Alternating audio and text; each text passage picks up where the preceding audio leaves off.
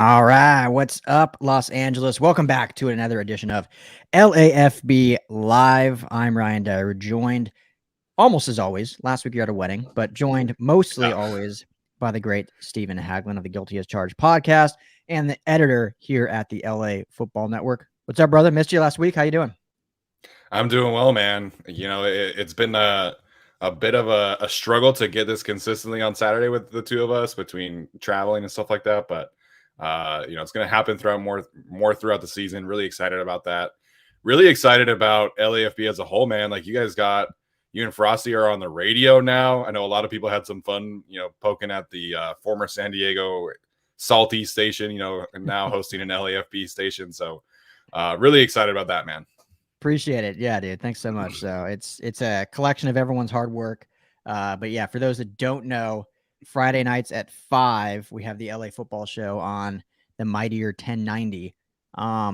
Super quick background. So that station actually closed like 2 years ago, which I think they were like the flagship Charger station. And then when they left, and there was all this other drama, so they shut down. Yeah. New ownership now. So it is new ownership. It's not, you know, the former people. And now they host like the Rich Eisen show is on in the mornings, and then now my show will be 5 o'clock on Fridays with myself and Frosty. So a little different attitude now to that station, but it's super cool. And they broadcast to LA, Orange County, Santa Barbara, San Diego, all of it. So it's great to have LA football on the airways dedicated, because even here in LA, you know, ESPN and AM 570, there's not much talk about our LA football teams. It's still mostly Dodgers and Lakers, I think.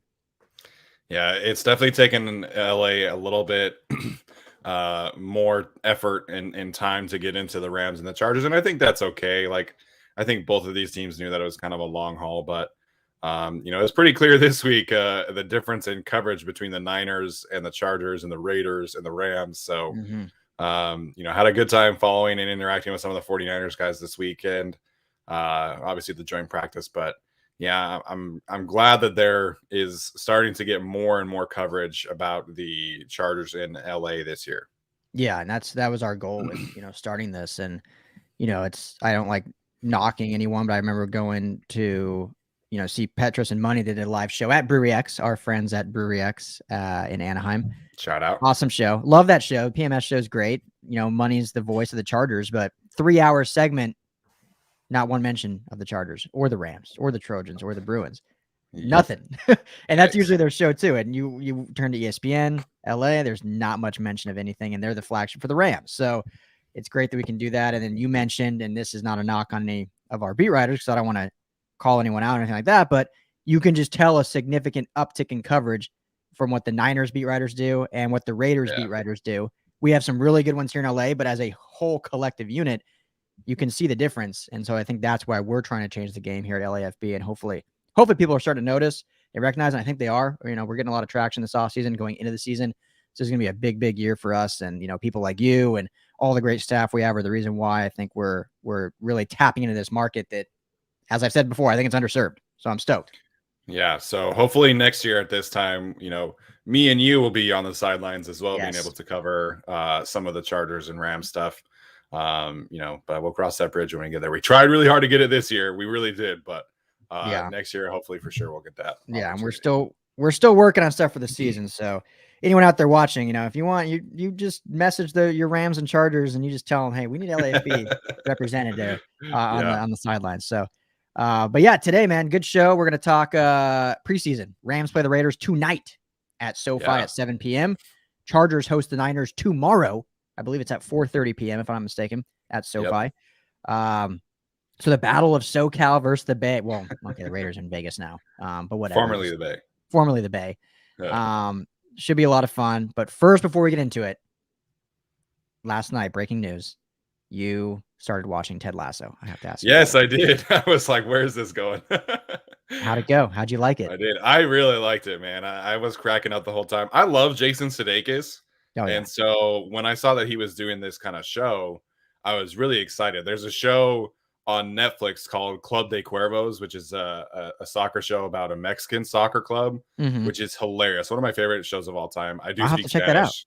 That out. Yeah, you and your wife would love it because obviously your wife speaks Spanish and I know you speak a little bit. But when I saw that it was going to be Jason Sudeikis in England, I was like, I really want to watch this, but I don't want to pay for Apple TV because, we're the friends that everybody borrows from. So like we pay for Netflix, we pay for Disney Plus, we pay for Hulu. And so I was like, oh, I don't want to add more money to our, and we also have cable. So like we're spending a lot of money on you guys watching are TV. Hefty bill. But that was really my only hang up because I was like, I mean, everybody loves Ted Lasso. People have there's like a Mythic's Quest or some other show that people really like. Mythic Quest is good. But we're like out of Netflix shows. We didn't really want to watch we didn't want to watch the preseason game last night. I forget who was on TV, but we were fine. Like, let's just get Apple TV and let's watch Ted Lasso. So we watched the first 2 episodes, cracking up the whole time. Love Jason Sudeikis' character, man. It's a good show. I'm really excited that we finally gave in and paid for it. I'm glad. Yeah, it's my favorite show, like at least in that category.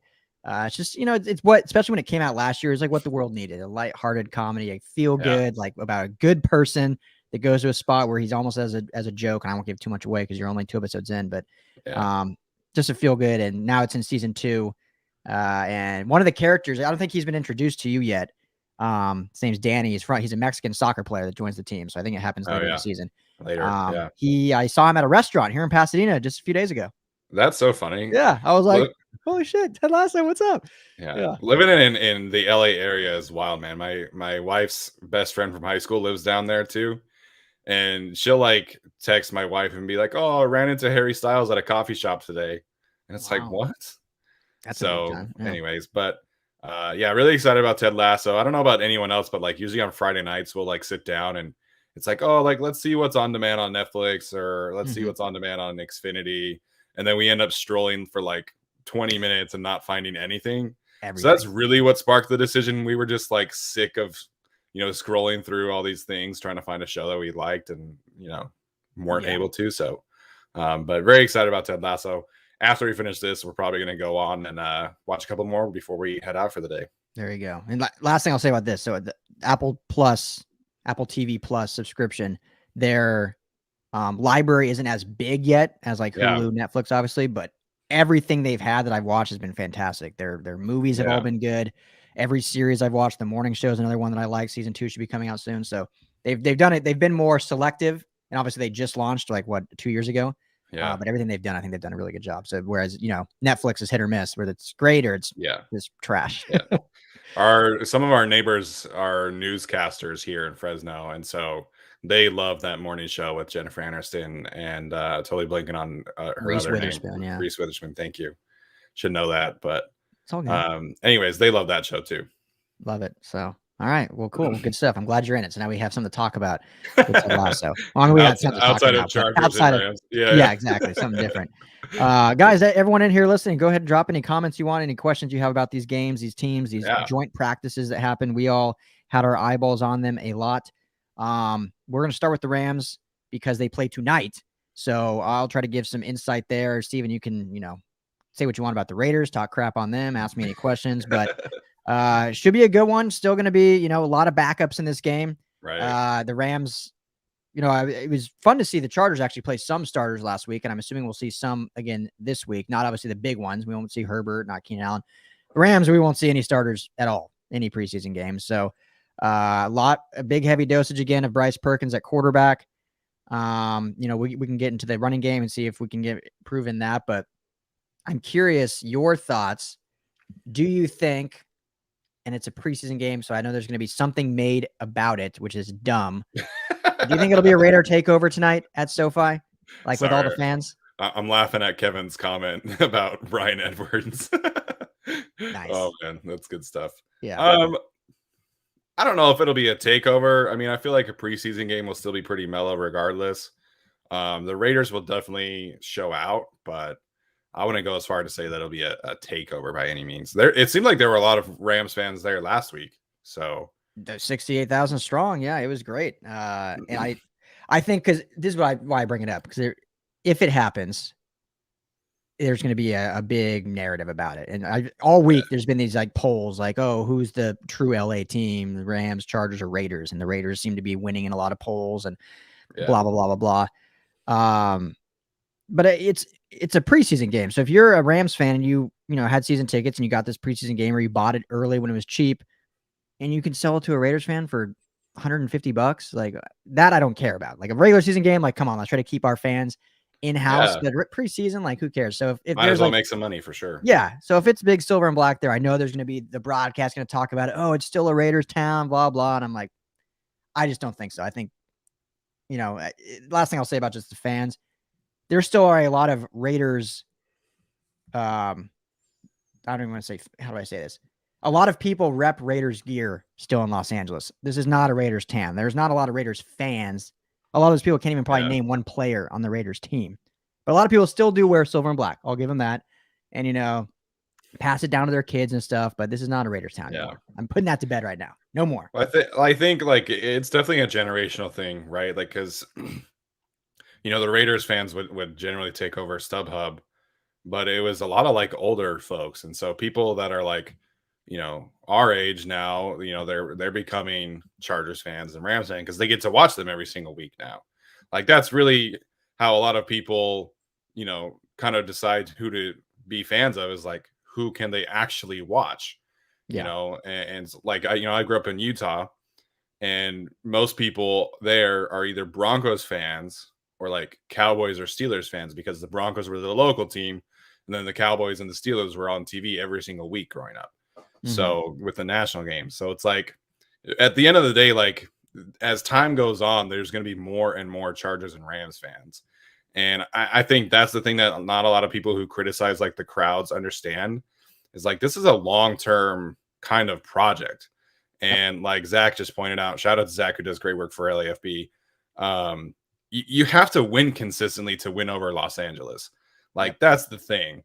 And I think the Raiders and the Raiders fans are going to have a tough time in Las Vegas because, we already know that there's a ton of casino members who have, bought in season tickets to sell to their clients, sell to the whales, sell to the brokers. And Vegas is going to be a hotspot now. Like we're seeing all the ticket prices this year. There was like a top 10 list of most expensive tickets, and there was like 5 Raiders home games. Yeah. So at the end of the day, winning will solve everything. And I think the Chargers have made serious headway this year.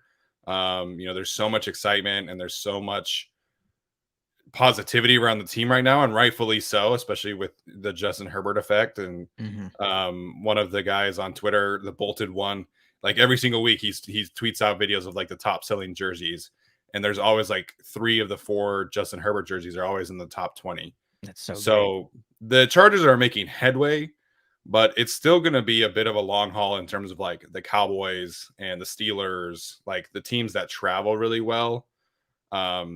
But like against like the Giants, and I think some of the home games against the divisional teams, like those are going to be great home games for the Chargers. And I think that is something that not a lot of people are going to talk about because all the focus is on, the Steelers who take over every single team's crowd are probably going to take over SoFi Stadium. And then after that, it's like, well, the Chargers are sucking again. It's like, no. That's just the Steelers. The Steelers do that to everybody. But long story short, winning will solve everything for the Rams and for the Chargers. And preseason games don't matter. No. Yeah. So no one, basically, I just bring that up. Like no one take anything from this preseason game in terms of the crowd. Right. Seeing 68,000 last week, I take good stuff from that because, hey, it was the first game. It's a preseason game, basically a sellout. Awesome to see. But yeah, if you see a lot of silver and black tonight. What would you say was like what was the ratio of last week in your opinion? Because I saw mixed things that it was like kind of like 60-40 Rams. Like what did you think of the ratio last week? It's a great question. And I don't know if I talked about this on my show during the week, but it was kind of hard. So at first glance, and I'm not saying this to sound harsh, but it seemed like 85 to 90% Ram, 10 to 15% Charger. Which is fine because there's a Rams home game. So you would expect there to be definitely more Rams and Chargers fans. I don't think that should be a story at all. It was a Rams home game. But then as I looked a little more, it's kind of hard because their colors are the same. Jerseys are fairly similar. I mean, especially if you have like an old Chargers jersey or the navy blue and people repping an old St. Louis Rams jersey. Like there was a lot of couples I saw, like man and woman, where like one was wearing a Rams jersey, one was wearing a Chargers jersey, which was kind of cool to see, like house divided in LA.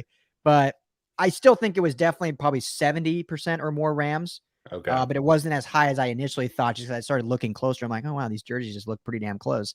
But you should expect that. Rams home game. So we'll see tomorrow for the Chargers' first home game how that looks. Again, preseason, not really care. There's going to be a lot of Niner fans there. They're going to drive down. They want to see their team. A lot of Niner fans live here in LA. I lived with like 4 of them in college when I went to Long Beach State because it's like they want to get out of the Bay and come to Los Angeles like everybody. So that'll happen. But in regards to this this game and this, I don't know how close. I know you were really tuned in, obviously, to the Chargers joint practices, but starting with the Rams, were you tuned in at all to the Rams joint practice, to the Raiders at all? I mean, I follow quite a bit of the Rams writers. Like I follow Jordan Rodriguez, and obviously, you and some of the other ones that cover both. And then, yeah, dude, shocker. Great. And then I do follow a bunch of Raiders writers too. And so like I'm aware of like what was going on and like all the stupid fights that were happening, which is so classic Raiders. Side note, did you see that picture of Troy Hill? Troy Hill like squaring up against freaking Sterling Shepard. Sterling Shepard, yeah. Yeah. Oh my gosh, that cracked I saw the 4-layer where it was basically like almost like not a video, but like a collage showing like what was going on. It almost looked like it was like a staged photo shoot. I'm like, is this actually real? Like, were they legit fighing, or is this like they were like? It was like after practice was over. Yeah. And so one of the players, like I think it's Will Blackman, who I follow, who used to play for the Giants. He was like, there are 2 things that happened here. 1, these 2 like really hate each other. Clearly. Or 2, they just had like the most heated one-on-one battles of the day, and the trash talk just like carried over until after practice. Because like Sterling didn't have his pads on. Like he had taken his pads off. Yeah. And then they went at it. It was crazy. Like they came back onto the field after like stripping down. It was bizarre. It had the vibes of like Jalen Ramsey and Golden Tate, where they just like some like off the field girlfriend drama or something. Where it's like, what went down here? Troy Hill, former Ram. So, speaking of fights, there's a fight, plenty of scuffles with this Rams Raiders on Thursday practice. For those that don't know, I'm sure everyone does by now, but one last fight led to the Raiders packing up and leaving. Classic Raiders. Just ended practice early. John Gruden said, had enough of that crap. Paraphrase, I think that might have actually been his quote. And they packed up and left. So then the Rams finished practice on their own. So I'm excited to see this game tonight, if it's going to be real chippy or... Yeah. Here's a question for you, Steven. And I know you coach middle school, so hopefully you don't see this in middle school ever. But why are there all these... We always have these fights in joint practices. Like, no matter what. No matter what teams they are, there is at least one fight, usually more. Yeah. But we never have them in games. Is it just because they know the consequences are greater? I think so. I think people in joint practices, like, they really try to, like, elevate the energy level. And because there's no, like, fines or suspensions or flags, players kind of, like, take it to the next level. I have to say, and I can say this because I played football in high school and college, like, football players are dumb. Like, why are you trying to punch another football player with a helmet on? Like, it has never made sense to me. Yeah. Why football players fight each other in football practice. Like, of course, we were just talking about Troy Hill and Sterling Shepard, like, their helmets were off, but like, Antonio Brown and the person that he was fighting, like, they both had their helmets on. Yeah. And Antonio Brown like had to try and rip the helmet off and then punch him. So I don't know. The fights in football have never made sense to me. I thought it was hilarious how, like, in the Niners and the Chargers practices, they had to, like, go out of their way and be like, hey, well, we weren't fighting. Like, we had some good practices and we weren't fighting. So I don't know, man. It's definitely weird. Yeah, I know. I'm curious. I know Coach McVay afterwards said, they got some good work in, some good competition. But I'm curious how good these practices really were. Just because there was a lot of skirmish, a lot, Jordan and I think Victor Fur, I'm saying his name right, for the Raiders, reporting a lot of like all these different fights and scuffles and, having to break plays up often, which is kind of what led to why the Raiders left early, just because they, I think, were, over it. But you wonder, it's like how much actually good work gets in, and the Rams have to finish practice on their own against their own defense. Yeah.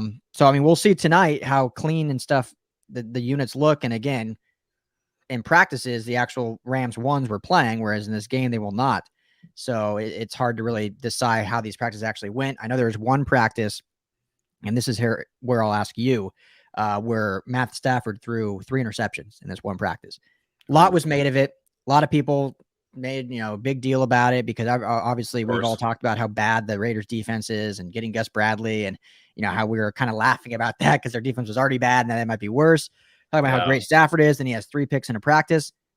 I'll leave my comment, but do you see that as an issue or not at all?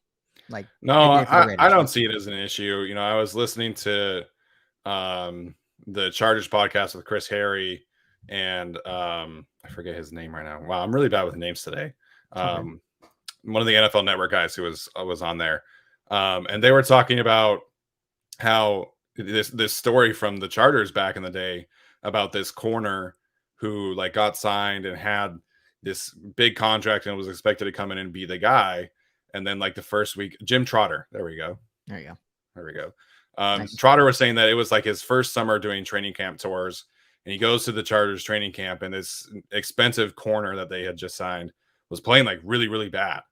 And, after like a couple of days of it happening, he was like feeling pressure to like write a story about it, but he wanted to like verify like what was happening. So he says he talked to Junior Seau, and Seau was like basically telling him that training camp is the time for veterans to like work on their weaknesses, to like push the boundaries, to make sure that what they're doing in the games isn't just like only their strengths. And Zach Wilson, said something similar a couple of weeks ago. It's like practice specifically for quarterbacks is the time to learn and try to learn what you can get away with. Test the boundaries. Test the boundaries. So that could have been what was happening with Stafford. I imagine that is the case because I don't think the Raiders defense is going to be very good at all. So I just think it was probably Stafford trying to push the limits, trying to figure out, the weak spots of the cover 3 defense and trying to figure out, which receivers he could put in, X situations and things like that. So I wouldn't put any stock into it. As Renee says in the comments, picks in the preseason don't really mean anything as long as they can kind of improve upon those things. So we've seen that a little bit with Justin Herbert. We saw it with Trey Lance a little bit. These quarterbacks are just trying to push the limits is pretty much what's happening. This is why I love doing this with you because you just know football. So you're not even knowing what happened after practice because then in the pressers, that was asked, like, what's going on? The Rams were installing some new plays, some new schemes, some new stuff that they were throwing at the Raiders. And Stafford's like, yeah, I'm testing what we can do, what we can get away with here. So exactly what you just said. No concern at all, guys. Here's a good example. Going into the whatever Patrick Mahomes' second season was after his rookie year, 2018 maybe. I think he was taken in 2017. So going into the 2018 season when he was going to be the starter, that was the year the Broncos had just signed Case Keenum. This is going to be a weird example, but hopefully everyone can understand where I'm going with it. Throughout training camp and preseason, Case Keenum did not, I don't think, threw a single interception. Denver media was like, wow, this looks great. Like, he looks good out there, making smart decisions. 0 picks. Patrick Mahomes, on the hands, threw like 12. Like, it was widely reported, like, wow, he's making a lot of mistakes, throwing a lot of interceptions. People were like, see what happened. Clearly, people were saying that they should have kept like Alex Smith and stuff like that too. I remember that offseason well. Yeah, but so now we can see now, after a few years later, clearly Case Keenum was playing it safe in practice and preseason. Yeah, maybe making good decisions, but checking down, taking the safe route, not pushing the boundaries in practice to see what they could get away with. And their offense was one of the worst offenses in the league. So it was so vanilla and so boring. Yeah. Patrick Mahomes is pushing the limits, and now we know what he is as a quarterback and one of the best to do it. So practice picks, unless it happens like, and Justin Herbert's had some too. I think he's had like 7 or 8 interceptions this training camp, which we've talked about if that should be a concern or not. If you start throwing like basic interceptions where you just have a horrible read or a really poorly thrown ball and that happens consistently, then maybe it's a concern. If you're throwing in a tight window and a Derwin James or a Jalen Ramsey makes a great jump on it, I'm not concerned at all. Yeah, there are definitely certain takeaways that you can have watching preseason games and watching training camp. I love that Daniel Jeremiah was pointing out that it's like, pace of play, tempo, speed, energy, instincts are like what you can see. Yeah. But as far as like Matthew Stafford and specifically the Raiders, like I'm not really worried about anything. We were texting back and forth the other day. Matt Stafford from like 2016 to 19 was like 33rd in air yards or something like that. Yeah. And the offenses really never just fit him. And, if you listen to our show or if you listen to anybody talk about the Chargers, they're trying to fit their offense to Justin Herbert. They're not trying to put Justin Herbert in a box. And that's how it should be. Yep. And so I assume that's kind of the same thing that McVay is trying to do and figure out, where is Stafford's arm at these days? What can he do, in a kind of vertical offense? What can he do in a horizontal offense? Like really push the limits with him too, because he does have a different skill set than Jared Goff does. And, Sean's going to have to make some adjustments and figure out, where Stafford is and, kind of figure out a way to prolong his prime. And I think that's really what you're seeing right now, because the Raiders defense is bad. Like outside of, I think their pass rushers are okay. I think they have a couple solid players there, but that secondary, man, is really bad. We all watched Casey Hayward last year, and he's their best secondary player this year. So that kind of tells you what their secondary is right now. And so I'm not worried at all about Stafford and the Rams offense. Yeah. And he can improve, but Jonathan Abram was like the worst safety in the league last year. Yeah. So yeah, it'll be fun to see the Rams 3s and 4s go up again. I wonder how many starters will play for the Raiders, because it'll be fun to see, the 3s and 4s for the Rams go and see what they can do against this. If the ones we think are going to be that bad for the Raiders, what's the depth look like? What's the depth look like? So that's what we can take away from it. See how the Rams offensive line does and how their just how their depth looks, because against the Chargers, it was very stagnant, not a lot. The running game never got going. And, we didn't talk really much after the game. But I talked a little bit how the Chargers did, at least in the first couple drive, have, half their starters on defense. But even throughout the game, still the defense played very well, even when the reserves came and stuff, and the Rams offense never really got going. But part of that is when you're playing with your fourth string quarterback, not even your backup, it's kind of hard to get in a rhythm there on offense. But I do want to see how this secondary offensive line unit looks in this week 2 matchup, because they got exposed a lot last week against the Chargers. And so I want to see if they're able to improve cohesively. And last thing I'll ask you about the Rams, and we can move on to the Chargers. I was talking to Sosa Cremenges about this, because this is my opinion, because a lot of people were freaking out. Wow, the Rams' depth at offensive line looks terrible. Like, this is a huge concern. Yeah. I like to pump the brakes on that a little bit, because never, ever, knock on wood, never, ever are you going to have to see an entire second offensive line unit start in the NFL. You might have one guy, 2 guys go down. Chargers kind of almost had a whole second unit go last year with how many injuries they had. But typically, 1 or 2 guys gets hurt. You have 1 or 2 guys fill in, and then you still have your main 3 starters. So you're never going to have a full 5 switch over. So when you look at the depth, it's hard to really judge, because if all those guys are never going to play together. I mean, they're filling in for the ones or something like that. And then you might say, okay, Tremaine Ankrum didn't look great with that unit, but if he's next to, Rob Havenstein and Austin Corbett, he's going to play a lot better, because he's playing with better talent. So you being an offensive lineman or loving the hog mollies, what's your thought on that? Should there be more concern, or do you kind of get where I'm going with that? No, I totally get what you're going with that. Like, I think you can look, for the Chargers fans, you can look at someone like Cole Toner, and Cole Toner was arguably, the best right guard on the team last year. Well, Toner was the only one who played 100% of his snaps next to Brian Bulaga. That was like the only 2 games that Bulaga started and finished. Mm-hmm. And so that definitely makes things easier, as opposed to playing next to Trey Pipkins or next to Storm Norton. So yeah, it definitely makes a difference. And I've been very critical of the way that the Rams have handled the offensive line this year, because they didn't sign anyone. They didn't draft anyone. It was kind of just like you lose Austin Blythe and then you run the same group back, which really just traditionally doesn't work very well. Like, you need to improve on some depth at some point, bring in some competition. But I like Ankrum, and I like the backup tackle, Noteboom. I think he's a good backup tackle as well. Yeah. And I was having this conversation with one of my friends who's a Cowboys fan, because people are like frustrated because Tyron Smith's not playing, Lyle Collins is not playing, and the backup tackles aren't looking that great. And it's just like, we all need to understand that offensive line is so hard, and teams having 8 quality offensive linemen is next to impossible. Yeah. Like, even if you look at the best offensive lines in the league, like the Browns, the Eagles, the Saints, they don't have 8 quality backups. They don't have, an entire second unit that can come in a preseason game and look amazing. Yeah. It's all about getting a legitimate starting 5 and then finding 1, 2 quality backups.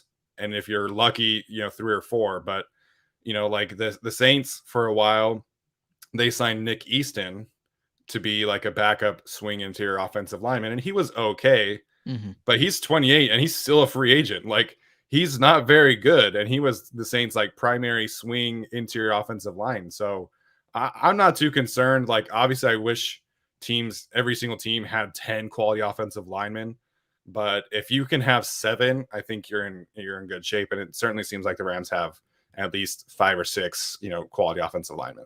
Yeah, no, I think so, and I think they're going to be a fine unit. And there's been, a lot of gasping and hitting the panic button with the recent switch from Corbett at center to Brian Allen last minute. And then everyone's, up in arms because they passed on Creed Humphrey for Tutu Atwell, which I still think, like, I like Tutu. I think he's going to be really good, but Creed Humphrey would have been so great to be on this team, especially when they already knew Blythe was gone. Yeah. But anyway, that's water under the bridge now. But yeah, that's been the interesting Rams Twitter meltdowns. If I were a Rams fan, though, I don't think I would ever get over that one. Like, Tutu could be a very good receiver, and I don't think I would ever get over like passing on someone like Creed Humphrey. But that's because I love Creed Humphrey, and I love how yesterday people on Twitter were like, "Wow, Creed Humphrey looks really good." It's like, no shit, he was a great center in college for 3 years at Oklahoma. Yeah, and it's just ironic that Austin Blythe left the Rams to sign with the Chiefs for $900,000 to be the starter, and now he's going to be a backup because Humphrey's already beat him out. Everyone I talked to that covers the Chiefs says Humphrey's the guy already. Yeah, I think Blythe is hurt right now too. Yeah, he might be. I haven't followed, but I just know he's not starting regardless. So, before we move on quick, I want to talk about Dak Prescott because Tom Pelissero just tweeted out that Dak Prescott has had absolutely no setbacks in his shoulder rehab and remains on track to start the September 9th opener against the Bucs. Because there's been a lot of conflicting reports about Dak Prescott. Yeah. Adam Schefter said yesterday, apparently, that like he's probably not going to be fully healthy at all this season. He's going to have to play through this. Apparently Michael Irvin was on a radio show and saying that like they're thinking that he might not be able to throw until the first week of the season. Like throw in practice. So that obviously impacts the Chargers who play them in week 2. Do the Rams play the Cowboys too? I don't think so. They played last year, so I don't think so. Okay. But I should probably know that. It's definitely something to monitor nationally, and especially for the Chargers. But there's been a lot of conflicting reports about Dak Prescott's health right now, and I think it's definitely important. I don't get where that all how that stems. Do people just decide to make stuff up, or well, I mean, we saw with the Aaron Rodgers thing, like Adam Schefter, who I think everybody kind of knows is like the go-to news guy, him and Ian Rappaport, but it's been Schefter for quite a while. Yeah. And, he said like in June that nobody like told him the day of the draft about the Aaron Rodgers thing.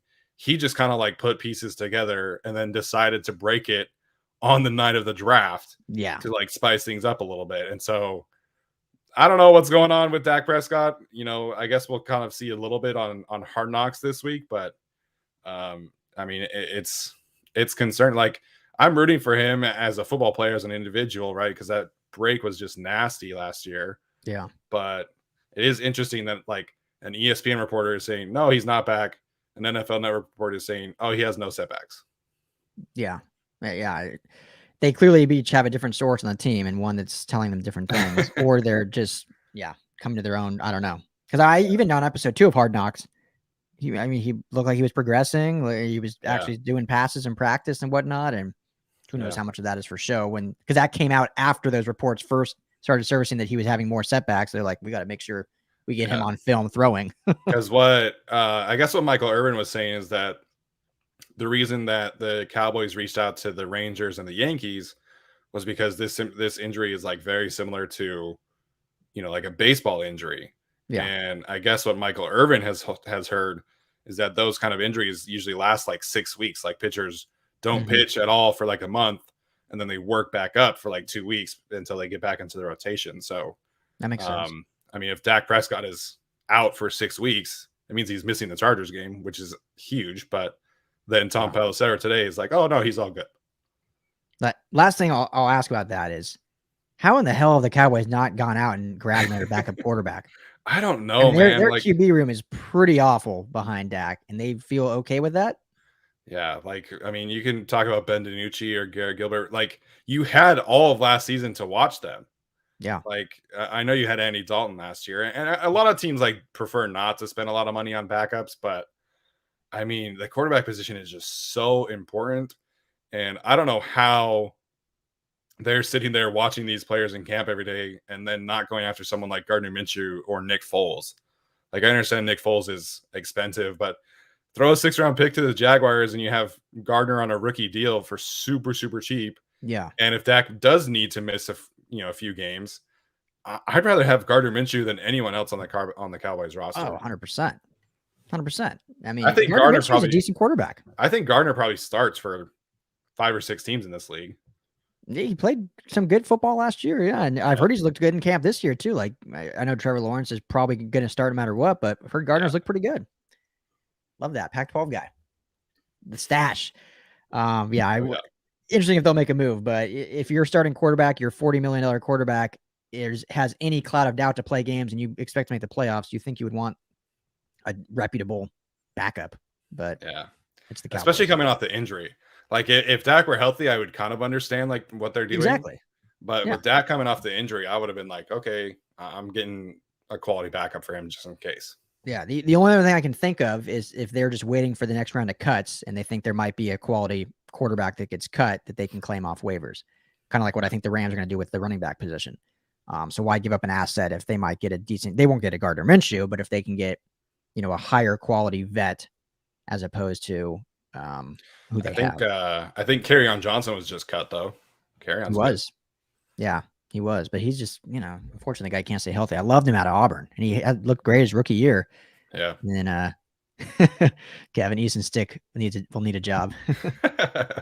Hey, we'll get to see him starting tomorrow. Yeah. Well, that's okay. That's a good segue. Here we go. So let's get into the Chargers now. So last thing to put a bow on the Rams, Raiders.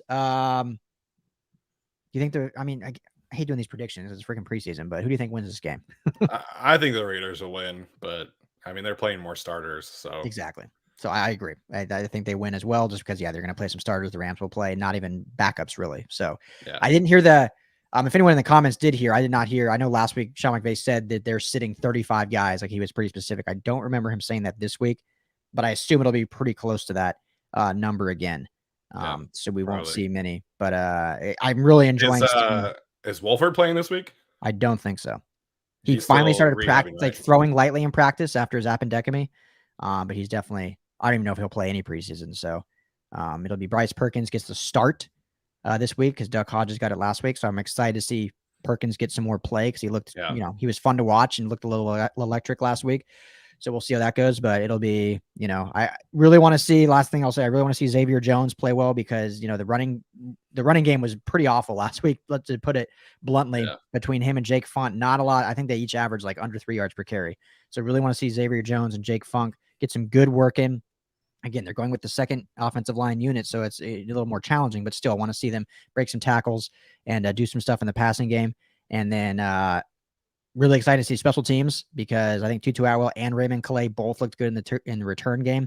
So it'll be fun to see if one of them can get a stranglehold on that. And then just see how some of these young receivers do because there's basically one spot open in this receiving room. And we'll see if Tristan Jackson can claim that as he's had a phenomenal camp. If JJ Koski, if Jeremiah Heidel, a lot of good guys out there. So those are kind of the things I am looking for. And then last thing, I want to see Ernest Jones, who had the green dot last week. We'll have it again this week. Calling plays on defense. That story. Yeah, I know. The first drive. Raheem Morris is clicking the wrong button. Oh my Come on, guy. Come on. You've been in this league for 20 years. Clicking the wrong button. But I know. I like it, though. What's funny is obviously first game ever for a rookie. So I'm not saying this to badmouth Ernest Jones, but it came out as like, wow, incredible. But the Chargers went on like a 15-minute, 20-play drive on that drive. So it wasn't like they went like 3 and out and like, wow, commendable, great job. It's like they literally had a 15-minute, almost an entire quarter-long drive during that. I don't understand how that happens, like from Raheem Morris's standpoint. Like, how do you just let this thing go on for 25 minutes of real time? And you're just sitting there thinking you're calling plays and you're not? Like, how does this happen? Yeah, or maybe, I don't know. Maybe he was nervous because he's a rookie, but maybe call a timeout. Yeah, Hey, exactly. I'm not getting any plays in. Let's take it. It's preseason. We can burn a timeout here. Right. But anyway, at least he got in the preseason game, get that experience calling plays. And I think he was probably wanting to just test his own mettle and see how he could do it. So he'll be doing that again this week or tonight. And I'm excited to see him because I thought Ernest Jones played well. I thought he was up and down. I know his PFF grades weren't great, but he at least was in on like every tackle. Had a great nose for the football, and then obviously leading that defense. So I'll be watching him very closely. But let's go ahead and move on to this Charger game, which is tomorrow against the Niners. Do you know, is Jimmy playing, or is it going to be like mostly all Trey Lance? I don't think they've said. Yeah, I think Jimmy will play probably a few series. That's what he did, the previous week. Yeah. The interesting thing is going to be to see how long Trey Lance plays, because if Jimmy plays like the whole first quarter, then does Trey Lance go, like second and third quarter? Because like I think Trey Lance needs as many reps as possible. Mm-hmm. But I mean, Shanahan is treating this like a legitimate quarterback competition. So I assume we'll see Jimmy play a little bit more this week than we did last week. Yeah, if it's a true competition, you would think so. Yeah. But it's so weird because he came out before the draft and said like, all right, it's a QB competition. Like Jimmy will compete for the job. And then all through camp, he said, he's basically said, no, it's Jimmy's job. Like Jimmy's our starter. So it's like very weird verbiage that he's used. And so if he's the starter, then, he would assume he would only get a series or two. But we'll see. Interesting. So what are your kind of notes you're looking for on this Charger squad, who we should see all the rookies play again? We didn't talk again, like I said many times last week, but Joshua Palmer looked freaking phenomenal last week. Right. But what are you kind of looking for in this week? And then we can get into it. Well, I think the first thing is, what does the operation look like with Stick versus Daniel? Because I think a lot of people kind of said that Easton Stick played really well last week, that, he's better than Chase Daniel.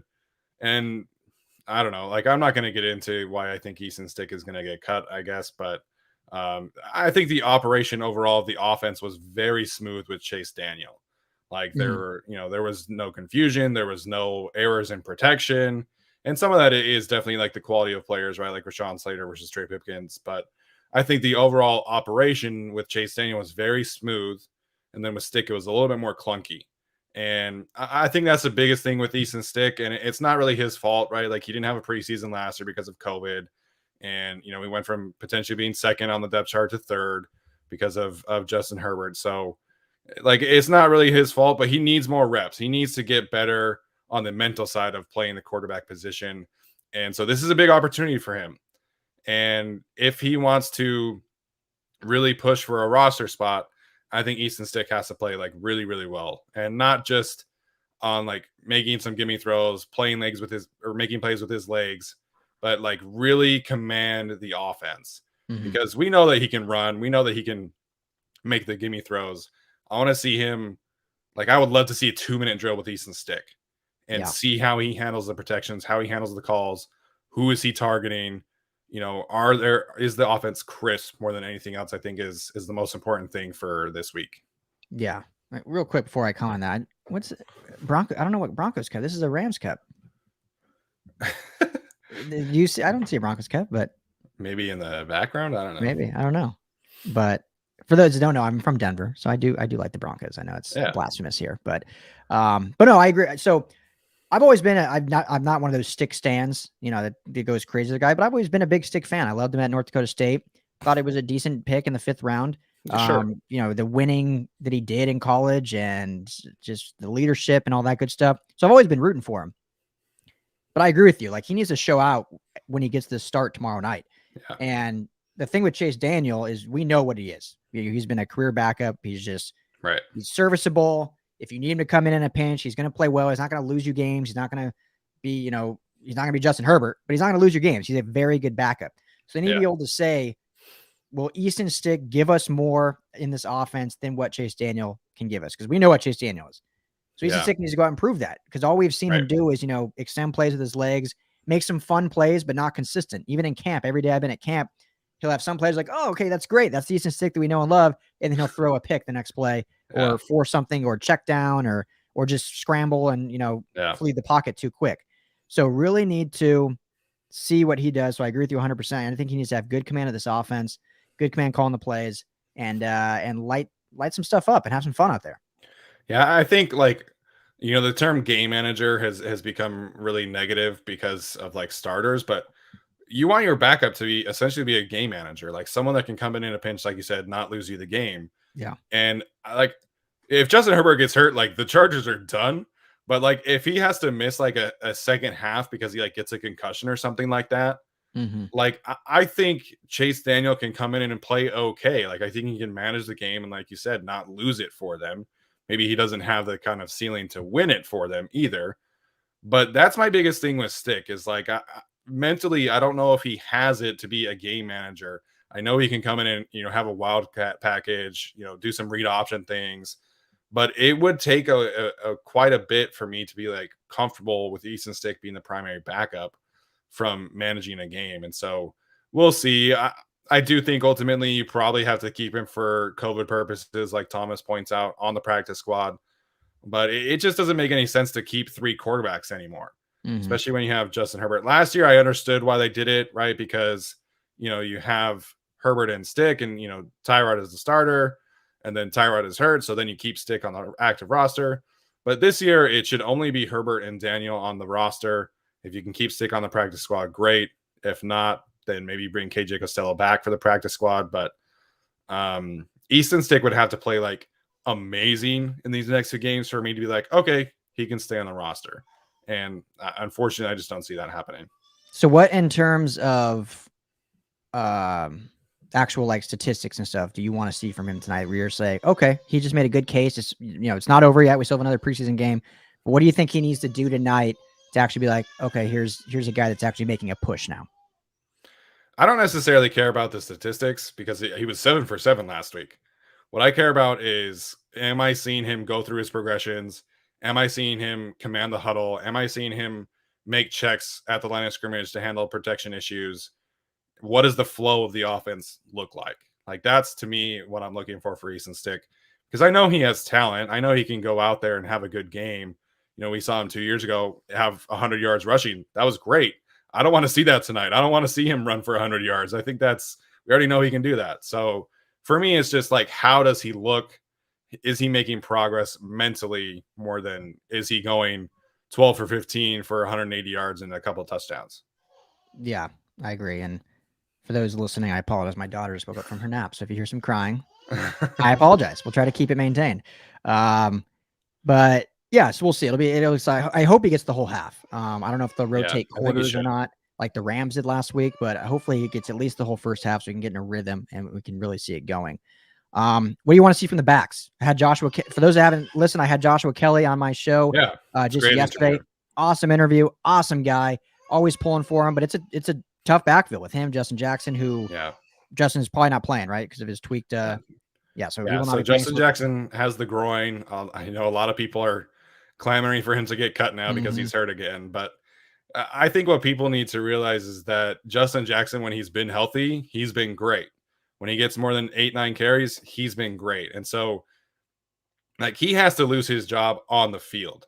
And so what I'm looking for specifically out of Joshua Kelly is, does he get the opportunity to actually make some plays, as a pass catcher? Because I think he had like a screen pass, but someone was there like right away. I think he caught like a check down, but I want to see if they split him out wide. I want to see him maybe catch a slant pass, catch a wheel route, stuff like that. Because I think that is Kelly's way of surpassing Jackson. Because I think as runners, their skill sets are pretty similar. I think they both have pretty good vision. They both have pretty good contact balance on the perimeter. But I think Jackson is just a superior pass catcher. So that's what I want to see out of Jackson. What I want to see out of Larry Roundtree is he able to keep this up playing against theoretically probably better players? Because last week, he had a great game, and I'm a big Larry Roundtree guy, but it was mostly the 3rd and 4th string Rams defense. We don't know how many starters are going to play this week, but I think maybe some of them will play on defense. And then the second team's Niners defense is probably better than the 3rd team Rams defense. So I want to see Roundtree continue this. I want to see him be consistent and make those splash plays, make those yards after contact, because that's his thing. Like his thing is yards after contact. And so if he comes out and has like a 8 carry for 12 yards kind of game, like I'm going to be a little bit disappointed. I want to see him come out and have another efficient game. Yeah, I've talked about this all through camp about I think the back that kind of supplants himself or cements themselves as the number 2 is the one that's going to be the most lethal pass catcher, because in this Lombardi offense, I think that's going to be extremely important. Right. So that's what I've been pounding home. And I've talked about how Joshua Kelly, I think, has improved a ton. And then when I talked to him yesterday, he said that was one of the number 1 things he focused on in this offseason was special teams and catching the ball out of the backfield. And in practice, it's shown. Now, like you said, we want to see it in a game, see it in actual live game action, see if they do have them split out at all or in the slot or going up against backers as opposed to just running out of the backfield. And if he can show that, then, yeah, unfortunately, with Justin Jackson's injury, they can say, okay, well, Joshua Kelly is available. He's doing what we needed him to do. He's improved in all these areas. And then they can make that move to 2. And Justin Jackson, hopefully they can keep still, because I really do like him as well. It's just hard when he's not ever available. In terms of Roundtree, yeah, he looked great. He's a rookie. He's not going anywhere. He'll be on this team regardless. Just depends on how many reps he gets. But, what we saw from him last Saturday was what we saw a lot from him in college at Missouri. So if we can just get that continued, I think it's exciting. So there's a lot of excitement around Roundtree, as there should be, because I think it was a great pick, great addition to this back room. And overall, this is just I think it's a loaded backfield, which I think there's a lot to be excited about. Yeah. And I know, like, Justin Jackson's not going to get cut. Like, I think he's in danger of losing snaps. I don't think he's in danger of getting cut right away, because I go back to a couple of weeks ago, Joe Lombardi was asked about the rushing attack and specifically Austin Eckler. And he rattled off all these things that he likes about Austin Eckler. He's a well-rounded back. He's a great pass catcher. He's a great runner. He does all these things. And then he was like, and I feel the same way about Justin Jackson. Like, they really like Justin Jackson. So the other players have to take the job from him. Like, they're not just going to cut him because he gets hurt. Like, he has to lose the job on the field. The other thing I'm looking for, I said this on our show, I want to see some more of Amen Ogbongbemiga. Like, I need to see some consistency out of him, and Nick Niemann too. Like, those two have kind of been, really fighting back and forth for that next linebacker role. Like, I want to see, can Amen make some progress as a cover linebacker? And I want to see Nick Niemann kind of getting on the action as a blitzer. We saw Amen had a couple blitzes. Drew had a couple blitzes. Kaiser had a couple blitzes. But Niemann didn't get that opportunity. So I want to see if Niemann can maybe make a couple splash plays as a pass rusher, as a blitzer, and see what those two look like. Probably playing the majority of the game again, because I don't know if Tranquil and Kaiser will play very much, but if they do, they'll obviously start. But, I mean, Amen and Niemann will probably play 70% of the game tomorrow. Yeah, so it'll be interesting to see how they improve from last week. Because I thought they both looked good, like you said. And Amen's a guy that we had circled as a potential player to make this team that was a undrafted free agent, because love what he did in college and love what we can see him do at the NFL level with getting these reps. So I'm curious too to see what they're going to do at edge with Chris Rumpf now a little banged up. So who will get the majority of reps there? If we'll see, how much we'll see Frackle and I think I always say his last name wrong, Fackrell and Uchenna Nwosu, how much we'll see of each of them, if they'll split. Because I think, Uchenna was kind of the incumbent, but now we'll see Fackrell kind of almost take into those starter snaps, and he may end up being the starter outside of Joey Bosa. Or they'll just use a heavy rotation like we saw Brandon Staley do with the Rams last year at that outside linebacker number 2 spot, which I think is more to be expected. But do you think there's anyone that you're looking for as an edge guy with the injury to Chris Rumpf that could maybe step up? Well, the thing that was really interesting to watch last week was that a lot of the pressure came from the interior guys. Like Joe Gaziano had 3 pressures, Forrest Merrill had a couple, Willie Yarberry had a couple. So I do want to see the edge rushers step up. I think this is a big game for Emeka Egbule. Specifically, he's kind of that 5th guy behind Chris Rumpf. And now Rump's probably not playing tomorrow. So Egbule's got to step up and show some signs that he's able to make the roster. And then you have Jesse Lemonnier too, who had a couple pressures last week. So one of those two could potentially make the roster. I don't know if they're going to carry 5 edge rushers on the active roster, but they've got to put it together now. Like I need to see some more oomph out of those two. And, I'm working on my general training camp takeaways article. And I think one of the things that is something to keep an eye on is really just the pass rush as a whole, because it's really kind of just Joey Bosa and the Bosettes at this point. Like, I think we're all hoping for some development out of Chenna and Jerry Tillery, but those two have been really quiet in training camp, and that's not like the end of the world. Like, some players are turn on the lights and let me roll kind of players, and that's okay. But we're just not really hearing much from those two, which is definitely a little bit of a concern. But I think the Chargers pass rush overall, as long as Bosa is healthy, will be okay. They'll do some stunts across the line, blitzes, and still be able to create pressure.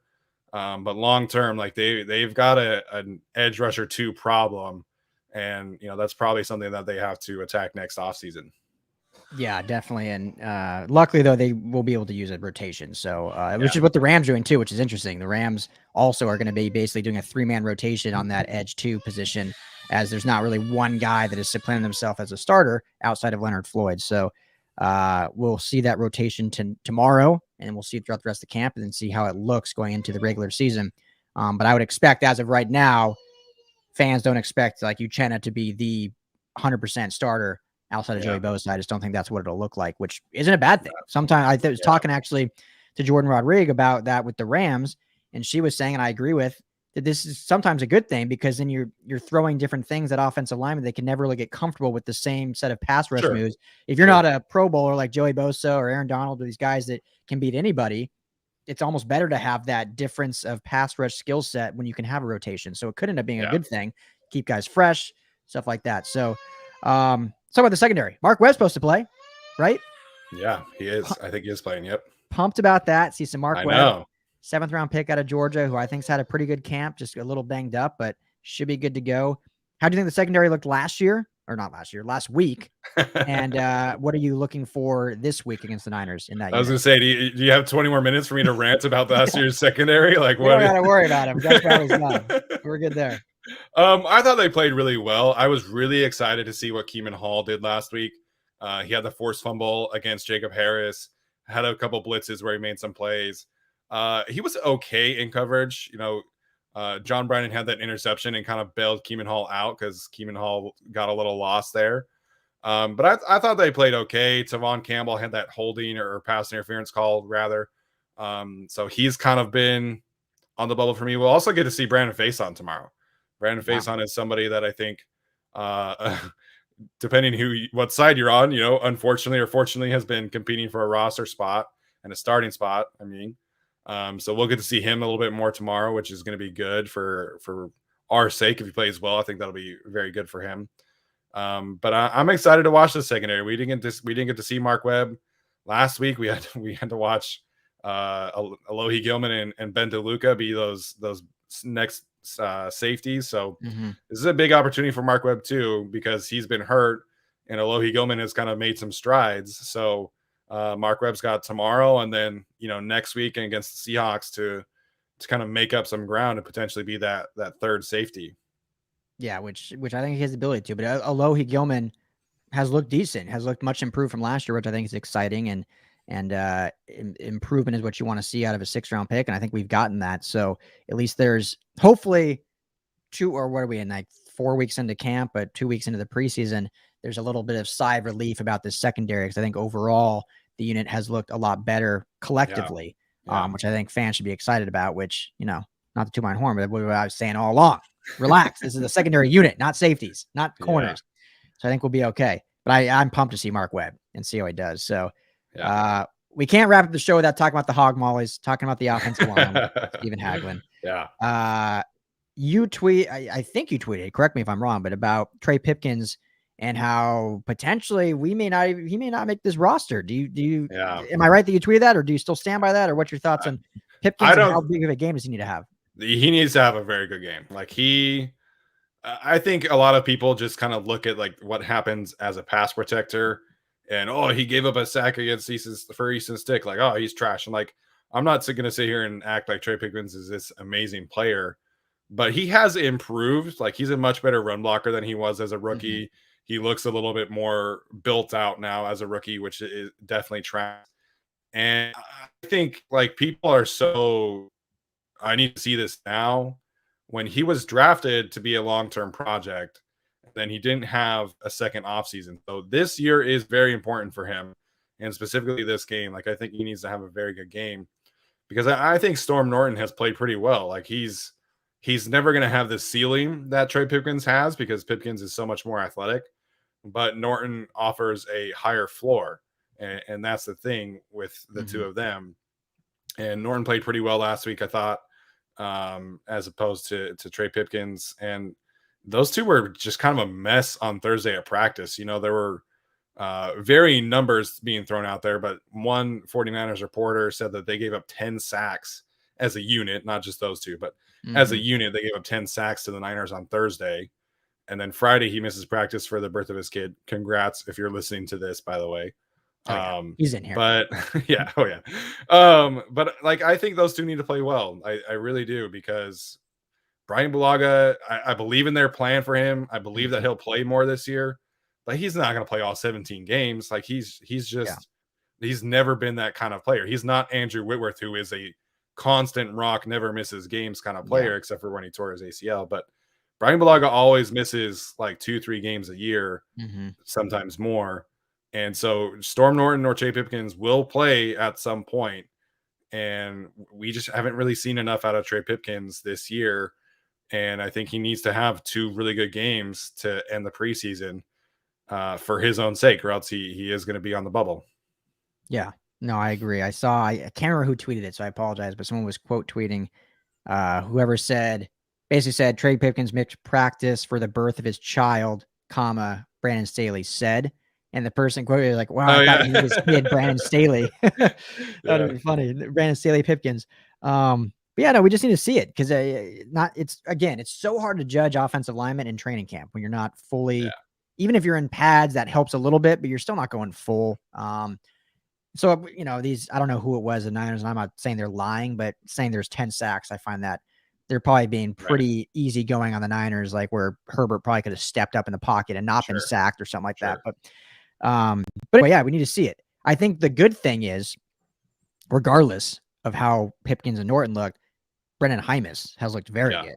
And so worst case scenario or best case scenario, if an injury happens to Brian Bulaga, you could potentially see a Matt Filer move to tackle and then play Heimis as a starting guard because he's looked that good. Talk to me about Brendan Heimis. I know you love this kid. Yeah, I was a big fan of him. I had him as a top 15 tackle, which I know some people are kind of like, oh, he's top 15. Like, that's not that good. But top 15 out of 70 offensive tackles or whatever is pretty solid. And they were able to get him in the 5th round. So I am a big fan of Brendan Heimis. I thought, like, in a best case scenario, he could maybe challenge Ode Abuji for the starting right guard spot.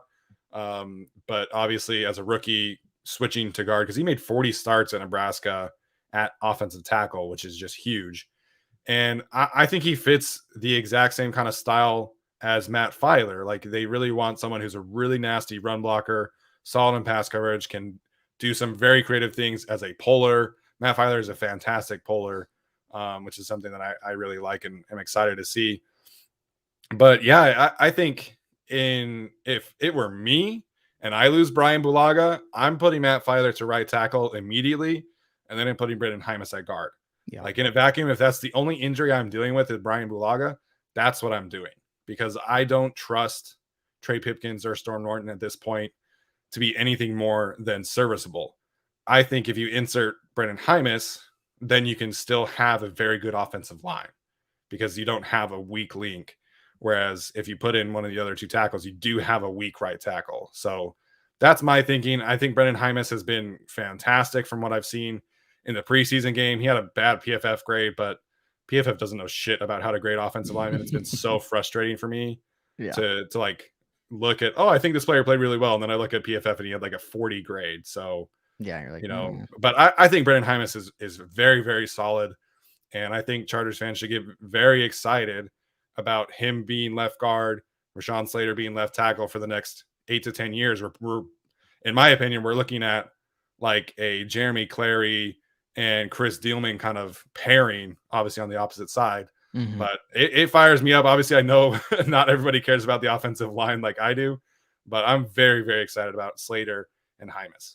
Yeah, absolutely. And it's a good thing to have. So loved seeing the progression. And there's a good history of 5th round linemen having big impacts in the NFL. Yeah. So it seems Ali to be a Marpet. sweet spot.